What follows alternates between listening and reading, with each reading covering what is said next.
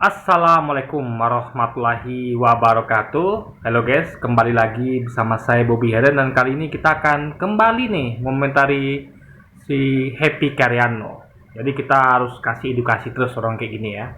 Ini nggak cukup lewat komentar, teks komentar, saya juga buatkan videonya. Biar biar lengkap gitu kan, ada apa balasan berupa komentar, keterangan edukasi berupa komentar dan juga berupa video. Jadi ada audio dan juga ada visual. Bukan audio, lebih tepat teks ya, tekstual dan ada visual dan audio juga. Nah, jadi kalau nggak juga paham, saya nggak paham lagi guys. Kalau gitu caranya kan. Dia berkata ya, ya kalian mengimani yang nggak ada, percaya Taurat, Zabur dan Injil, tapi nggak tahu isinya. Itu kurang lebih mendongeng. Ada cerita maling kondang. Nih, saya bahas dulu ya. Ya kalian mengimani yang nggak ada. Loh, berarti itu nggak ada gitu. Justru kita imani itu ada, cuman sudah dirubah-rubah oleh tangan manusia. Ya, jadi dia tuh apa ya? Dia tuh yang asli itu sudah nggak ada lagi. Ya, nggak ada lagi. Nanti saya akan terangkan kenapa nggak ada lagi yang asli ya. Isi dari Taurat, Zabur, Injil itu diterangkan di dalam Quran. Di Quran itu menceritakan apa isi kitab-kitab sebelumnya. Paham ya? Ini sama kayak buku SMA, buku kuliah itu menerangkan apa yang ada di buku SD. Jadi kalau anak yang sekolah SMA, kuliah itu akan tahu kalau buku-buku mereka itu memuat juga pelajaran SD SMP. Cuman dengan tingkat yang lebih expert gitu guys. Nah, jadi udah tahu. Jadi isi Quran itu sudah menjelaskan semuanya. Dulu Taurat isinya begini, Zabur, Injil isinya begini, sudah diterangkan semua di Quran dan juga penyimpangannya juga. Ya, yang dimana letak penyimpangannya, misalnya kalau umat-umat Nabi Isa atau Yesus itu menganggap dia Tuhan gitu kan, dijelaskan di Quran. Padahal aslinya nggak begitu. Nah, itu semuanya dijelaskan di Quran. Apa isi Taurat, Injil, Zabur, dan apa-apa penyimpangannya semua dijelaskan di Quran gitu. Nah, ini itu isinya. Nah, kita akan terangkan ya tentang sebenarnya ada nggak sih kitab-kitab itu kan, Taurat, Zabur, Injil? Karena Quran kan ada, dan kita juga nanti akan terangkan ya, Al-Quran ini sebenarnya apa gitu kan. Jadi biar paham bahwa sesuatu itu harus di apa ya?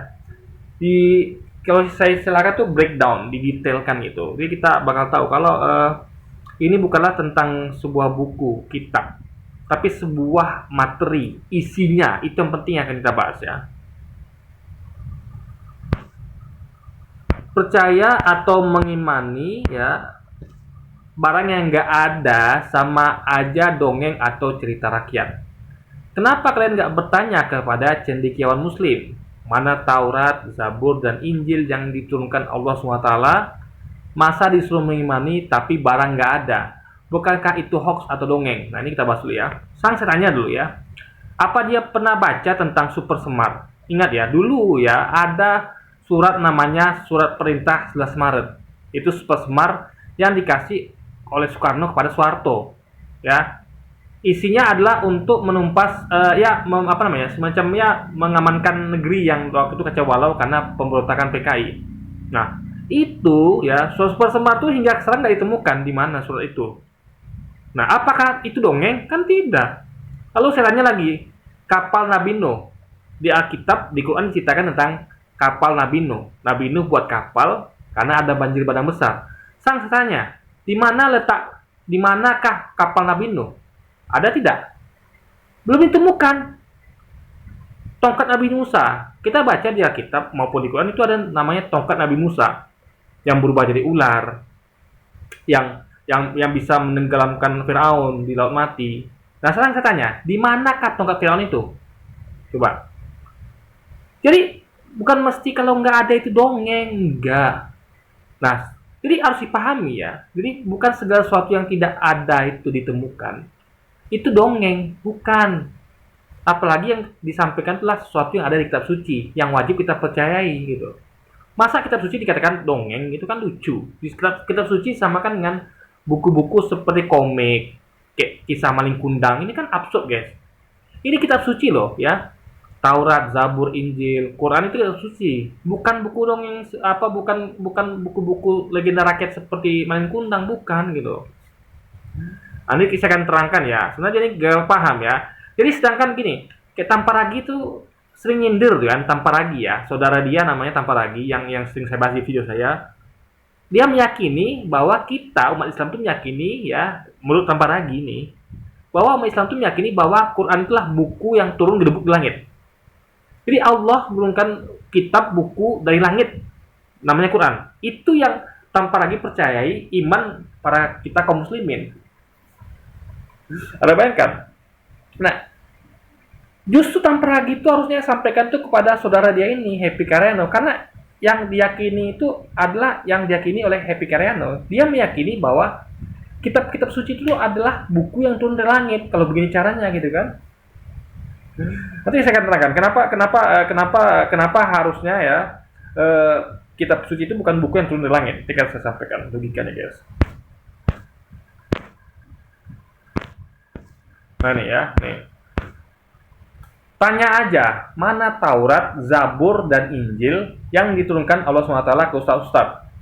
Aneh beriman kalau nggak tahu apa dimani. Nah, dia menyuruh saya untuk bertanya kepada ustaz-ustaz, mana Taurat, Zabur, dan Injil yang diturunkan Allah SWT kepada ustaz-ustaz. Berarti jadi memang awam guys ya, dalam hal ini dia memang awam dia. Makanya saya sarankan dia tuh untuk ikut grup debat. Ada tuh banyak di Facebook ya, grup debat antar agama, dialog antar agama tuh ikut dia gitu, biar dia paham. Simak di situ gitu kan. Jadi kalau Anda masih awam dalam hal ini, sebenarnya Anda dengar dulu aja, nonton dulu aja apa yang saya sampaikan. Ya, cari ilmu yang banyak dulu di forum-forum debat. Saya sudah debat itu belasan tahun, guys. Ya. Maka saya tuh udah cukup lah menimba ilmu di situ. Ya, dengan debat itu saya tertarik untuk membaca lebih dalam tentang kitab-kitab suci. Ya, Quran, Alkitab. Kenapa? Karena untuk mencari kebenaran. Sehingga saya tahu isinya gitu.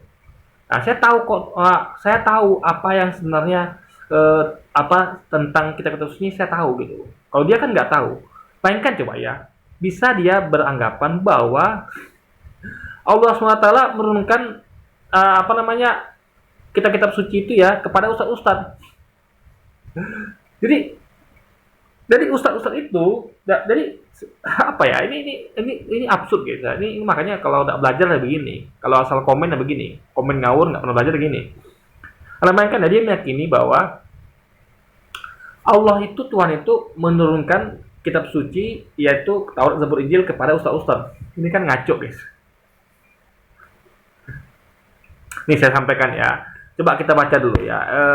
Nih Anda baca dulu deh Matius pasal 4:23. Ya, di Matius pasal 4:23 di situ dikatakan ya, di Alkitab ya, ini kitab Anda loh, masa Anda nggak percaya kan? Nah, Yesus pun berkeliling di seluruh Galilea. Ia mengajar dalam rumah-rumah ibadat dan memberitakan Injil kerajaan Allah, serta menyembuhkan segala penyakit dan kelemahan di antara bangsa-bangsa itu. Jadi, ia mengajar dalam rumah-rumah ibadah, yaitu Yesus ya, di seluruh Galilea berkeliling dan memberitakan Injil kerajaan Allah. Artinya, Injil itu adalah apa yang diberitakan Yesus. Nah, itu perlu dipahami.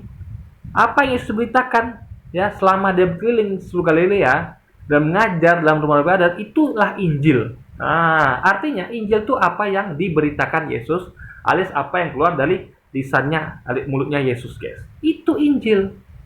Dia, Yesus yang beritakan. Jadi bukan Matius, Lukas, Yohanes yang memberitakan Injil, salah besar itu guys.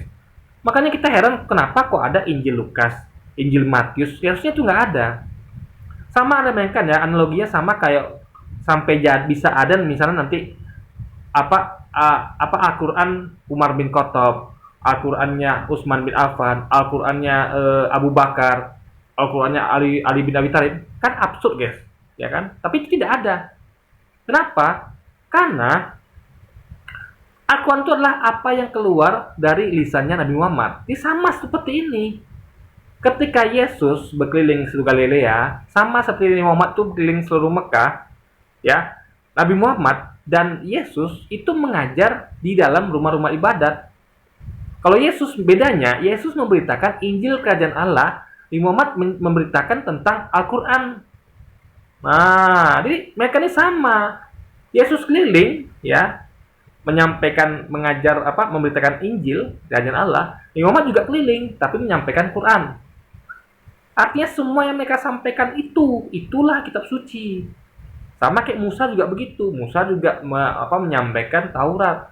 Daud menyampaikan Zabur. Jadi yang memberitakan kitab suci itu adalah para nabi. Ini kitab suci itu bukan buku yang turun gedebuk dari langit, tapi apa yang diberitakan oleh para nabi. Yesus memberitakan Injil. Nabi Muhammad keliling Mekah memberitakan Quran. Musa keliling Israel memberitakan Taurat. Daud juga keliling Israel juga memberitakan Zabur. Itu poinnya. Nah, sekarang tinggal apakah umatnya mencatatnya atau tidak, dan menjaga catatan itu apa tidak. Yang lebih penting adalah materinya, karena catatan itu bisa rusak, ya. Catatan bisa rusak karena media untuk mencatat, ya, kayak kertas. Dulu kan belum kertas, belum ada. Dulu semua tuh dicatat kayak di pecahan tulang, di kulit binatang, pelepah kurma, pelepah daun, itu dulu kan. Nah, itu ada peluang untuk rusak, dimakan usia. Apalagi dulu belum ditemukan pengawet di sekarang. Ya kan, belum ada kapur barus dan sebagainya dulu. Dan tempat penyimpanan dulu mas sekarang beda. Sekarang itu lebih aman, ya kan? Dulu tidak, guys. Dulu tuh rumah belum seperti sekarang. Ya, dulu banyak masih tanah atau belum seperti sekarang lah. Yang bahkan ada di kita dulu tidak mengenal vakum cleaner gitu, atau apa yang bisa membasmi kayak rayap, kecoa. Dulu belum ada zaman dulu gitu. Ada bayangkan ya, rumah-rumah di desa-desa itu kayak gitu rumah dulu, bahkan lebih ya kita katakan lebih sederhana lagi gitu. Karena dulu kan belum seperti sekarang teknologinya. Jadi untuk menjaga sebuah catatan itu masih sulit. Sekarang saja yang tulisan itu dipindahkan ke hard disk, ke flash disk, ke penyimpanan lain kayak ke memori HP, memori komputer, itu bisa rusak, korup, atau hilang, atau kebakar. Apalagi yang berupa di catatan di pelepah kurma, makanya waktu itu pernah kejadian, ya, Al-Quran yang dicatat oleh para sahabat, oleh 1-2 orang sahabat itu lenyap dimakan rayap. Quran, ya, yang mereka catat itu di pelepah saya lupa itu, habis dimakan rayap. Itu bukti, ya, kalau tidak bisa menyimpan hanya mengandalkan catatan di pelepah kurma atau kulit binatang, nggak bisa, guys, karena rentan terhadap hewan-hewan seperti rayap, kecoa, atau mungkin ada kena air, ya kan, rusak, kena panas gitu. Nah, makanya yang penting itu diketahui adalah materi, guys, materi, ya. Jadi dimanapun, jadi catatan itu, ya, kayak di pelepah kurma, di buku, di flash disk, di file komputer, itu hanyalah media untuk menyimpan materi, ya. Yang penting itu materinya harus kita jaga, ya. Bukan yang penting materinya, bukan catatan di hard disk segala macam itu, ya. Jadi itu nggak sepenting dari isi materinya. Contoh kayak Pancasila, saya tidak punya catatan Pancasila. Dulu waktu SD punya, untuk kepentingan, ya, untuk belajar saja. Setelah saya nggak perlu lagi catatan itu, nggak perlu. Kayak surat-surat di beberapa surat di Al-Quran kayak Al-Fatihah, ya kan, surat An-Nas, Al-Kafirun, dan lain sebagainya, itu saya sudah hafal. Saya nggak perlu lagi catatan itu, nggak perlu lagi saya. Meskipun tidak ada lagi di dunia nih catatan tentang Pancasila, tentang surat Al-Fatihah, surat Al-Kafirun, An-Nas, dan lain sebagainya, saya tidak khawatir. Kenapa? Karena materi itu ada dalam kepala saya. Nah, beda dengan orang yang hanya mengandalkan catatan. Kalaulah dia mencatat Pancasila di buku, lalu bukunya dimakan rayap, entah rusak, entah hilang, bagaimana? Kacau. Tapi kalau saya nggak bakal khawatir. Saya double nih, catat di buku, iya, hafal di kepala, iya. Jadi saya nggak khawatir. Hilang lah catatan itu.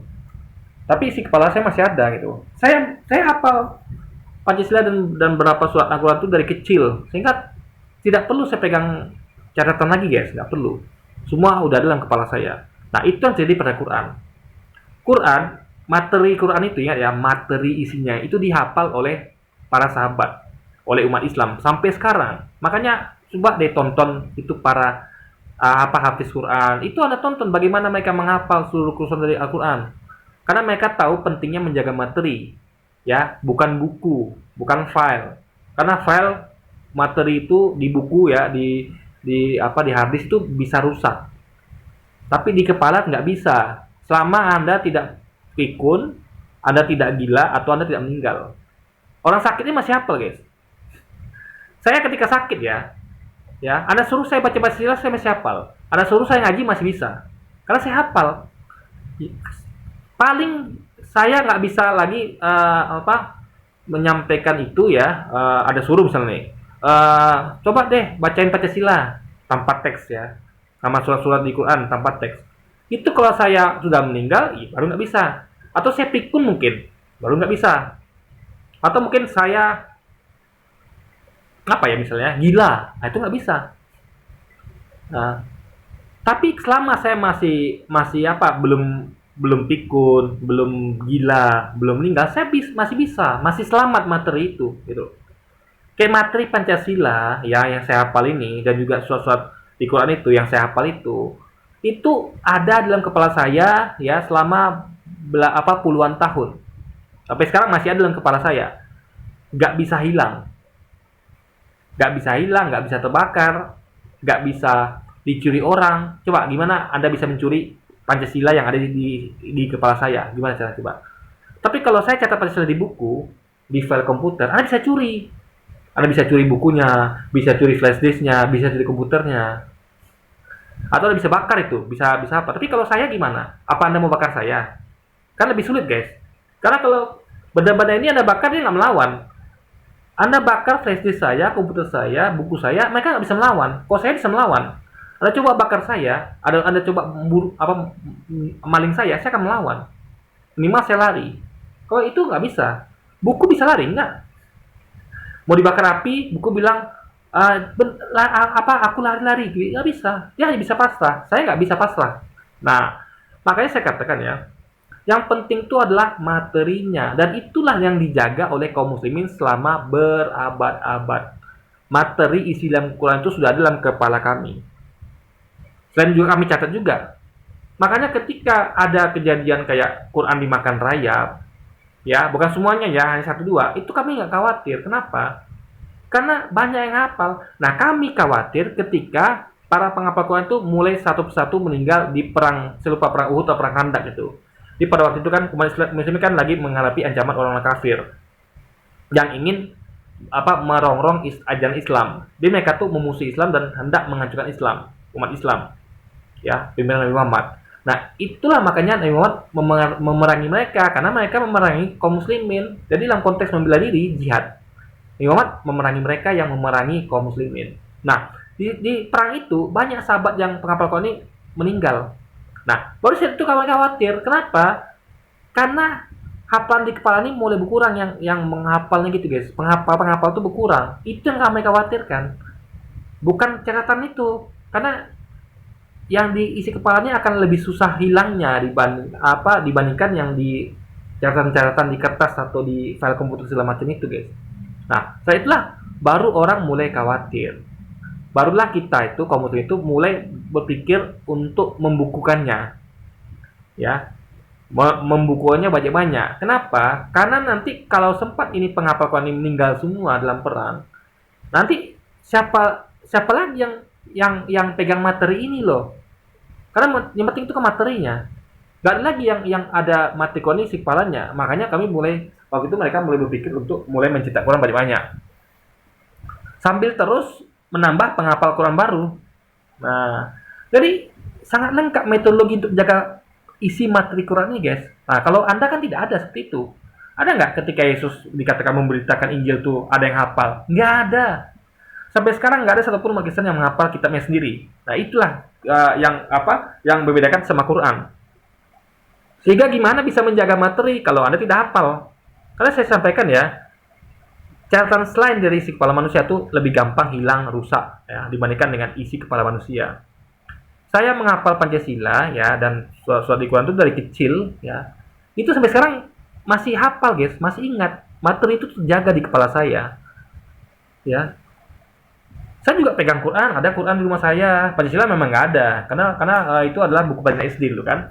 Nah, tapi kalau ada curi Quran saya, ada bakar Quran saya tidak khawatir. Kenapa? Karena isinya sudah ada dalam kepala saya, materinya tuh. Tapi kalau Alkitab Anda dicuri, dibakar, kacau. Kenapa? Kepala Anda tidak menghafal itu, materi itu tidak ada di kepala Anda. Nah, itu bedanya guys. Jadi, kitab suci itu adalah materi yang disampaikan, firman Tuhan disampaikan melalui nabi-nabinya. Ya, kalau catatan sejarah itu bukan kitab suci. Kayak kita namakan itu hadis. Jadi apa-apa yang dikerjakan Nabi Muhammad itu dicatat oleh para sahabat. Nabi Muhammad misalnya datang ke tempat itu, lalu dia begini begitu. Nah, itu namanya sejarah. Nah, itu namanya kita hadis, dicatat di kitab namanya hadis. Jadi bukan Quran, karena Quran itu hanya apa yang Tuhan firmankan saja melalui nabinya. Selebih itu bukan Quran, karena bukan firman Tuhan. Jadi Nabi Muhammad itu mau ngapa-ngapain itu bukan firman Tuhan, tapi itu adalah catatan sejarah, kesaksian apa saja yang Nabi lakukan sama hidupnya. Nah, kalau mereka kan tidak. Ya, jadi apa-apa yang Yesus kerjakan, mereka anggap itu kitab suci. Bukan, itu adalah catatan sejarah. Yang Injil kitab suci itulah apa yang diberitakan oleh Yesus di dalam rumah-rumah ibadat. Bukan apa yang diberitakan oleh Matius, Lukas. Apa yang diberitakan oleh Lukas, Matius itu bukanlah Injil, tapi adalah kesaksian catatan sejarah. Kalau Islam itu nyebutnya sebagai hadis. Jadi Injil itu adalah apa yang diberitakan oleh Yesus, gitu. Firman Tuhan yang diceritakan oleh Yesus, bukan oleh Matius atau Lukas. Nah, cuman meskipun begitu, tentu ketika Lukas, Matius menyampaikan tentang apa-apa saja yang dikerjakan Yesus, tentu mereka juga mencatat apa omongan Yesus. Nah, omongan Yesus itulah Injil. Misalnya Yesus berkata, demikianlah mereka mengenal engkau satu-satunya Allah yang benar, dan mengenal Yesus Kristus yang telah engkau utus. Nah, itulah Injil. Apa yang dia ucapkan itu Injil. Nah, jadi Injil yang diberitakan oleh Lukas, Matius itu bukan Injil, tapi yang Injilnya adalah bagian yang mana Yesus, kata-kata Yesus itu Injilnya, bagian apa yang diberitakan Yesus. Selebihnya itu bukan Injil, tapi adalah catatan sejarah versi Lukas, Matius dan sebagainya. Jadi catatan sejarah versi Lukas, Matius juga memuat Injil dalamnya, yaitu di mana? Yaitu apa yang Yesus beritakan, apa yang keluar dari lisannya Yesus, itulah Injil. Selebihnya tidak, itu hanya catatan sejarah versi Lukas, Matius dan sebagainya. Sama seperti catatan sejarah versi para sahabat. Tapi Quran itu adalah bukan apa yang dilakukan Nabi Muhammad, bukan, tapi apa yang keluar dari lisannya. Itulah Quran. Nah, jadi perlu dipahami sekarang ya. Kitab suci itu bukanlah seperti buku yang turun gedebuk di langit, bukan. Tapi firman Tuhan yang disampaikan melalui nabi-nabinya. Taurat disampaikan melalui Nabi Musa. Zabur disampaikan melalui Nabi Daud. Injil disampaikan melalui Nabi Yesus, dan Quran disampaikan melalui Nabi Muhammad. Itu poinnya. Jadi Anda harus paham. Jadi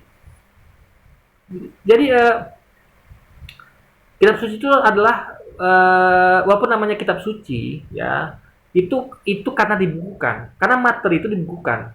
Makanya disebut kitab suci. Kitab yang memuat apa firman Tuhan yang suci gitu loh guys. Itu kitab suci itu. Bukan kitabnya itu yang asli langsung, misalnya kayak Tuhan menurunkan kitab ya, ini kitab Injil ya, simpan. Bukan begitu. Bukan. Tapi materi yang disampaikan oleh Nabi itu, nah sekarang tinggal tergantung umatnya, apakah mencatatnya, apakah menghafalnya, apakah menjaganya, apa tidak. Berarti apa yang diturunkan bukan buku. Tuhan tidak menurunkan buku, tapi materi, firman Tuhan disampaikan kepada nabinya dan dicatat dan dihafal oleh umatnya.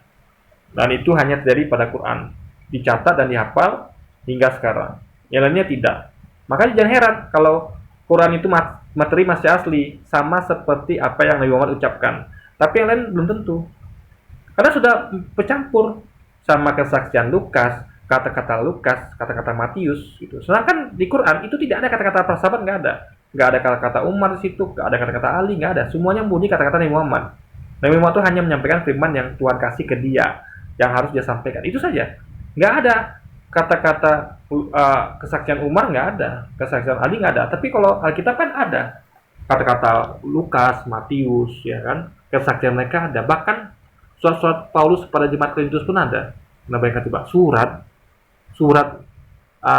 kepada jemaat Korintus pun ada. Kok bisa ini masuk kategori kitab suci coba? Harusnya kan kitab suci adalah isinya firman Tuhan, bukan firman atau kata-katanya Paulus harusnya. Bukan kata-katanya Umar misalnya, atau Ali, atau Lukas, Matius, enggak, gitu guys. Tapi murni kata-kata Tuhan ini disampaikan melalui nabinya. Nah itu kalau mau dipahami ya tentang Taurat, Zabur, Injil, dan Quran. Jadi bukanlah buku yang turun berdebu di langit, tapi adalah firman yang Tuhan sampaikan melalui nabi-nabinya dan dicatat dan dihafal oleh umatnya. Oke, jadi mungkin sekian dulu aja video kita kali ini guys. Sampai jumpa lagi di video-video selanjutnya. Wassalamualaikum warahmatullahi wabarakatuh guys.